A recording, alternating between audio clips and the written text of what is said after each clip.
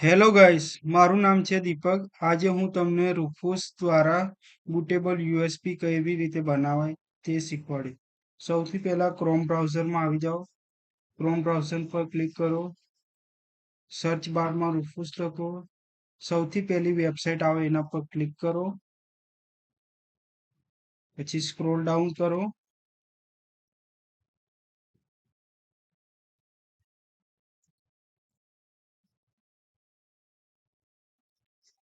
રૂફોસ EXE 64 bit standard version click કરો.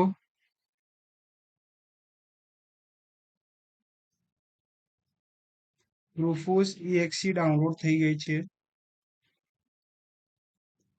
Okay,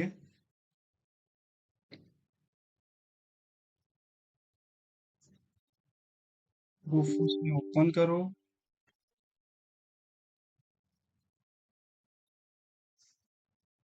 direct pen drive detect થઈ જશે. Here disk ઓર આ જે ઇમેજ પાર્ટીશનમાં તમારે વિન્ડો 11 ની અથવા 10 કોઈ બી યુએસબી બુટેબલ બનાવી શકો છો તમે. તો મારા જોડે વિન્ડો 11 ની આઈસો ઇમેજ છે. ઓપન કરીશું અને સ્ટાર્ટ આપી દઈશું.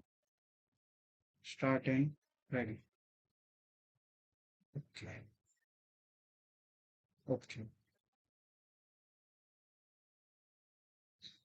Finally class. આમાં થોડોક સમય લાગી શકે છે, તો હું વિડીયોને ફાસ્ટ ફોરવર્ડ કરી દઈશ. ગાઈસ, વિન્ડો 11 ની આઈએસઓ માઇક્રોસોફ્ટના ઓફિશિયલ વેબસાઇટ પરથી ડાઉનલોડ કરીશું.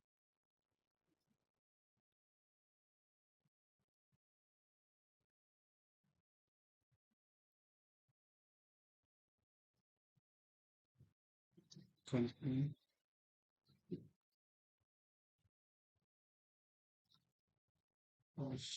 ઇન્ટરનેશનલ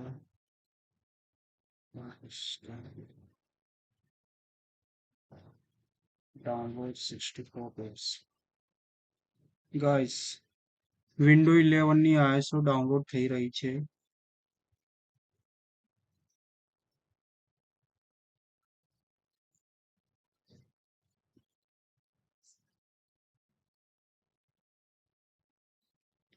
જ્યારે તમે રૂફોસ સોફ્ટવેરથી બુટેબલ પેનડ્રાઈવ બનાવો છો, ત્યારે ખાસ તમારે ચેક કરી લેવાનું કે આપણું પાર્ટીશન કયા ફોર્મેટમાં છે. તો ડિસ્ક મેનેજમેન્ટમાં જઈને વોલ્યુમ પર ક્લિક કરો. મારું પાર્ટીશન જીપીટી પાર્ટીશન છે.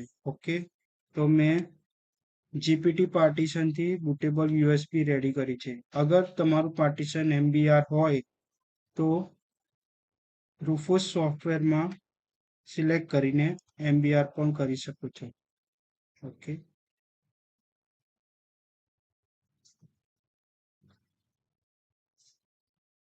ગાઈસ, હું જીપીટી પાર્ટીશન છે મારું, તો હું જીપીટી રાખીશ. Okay, start. ઓકે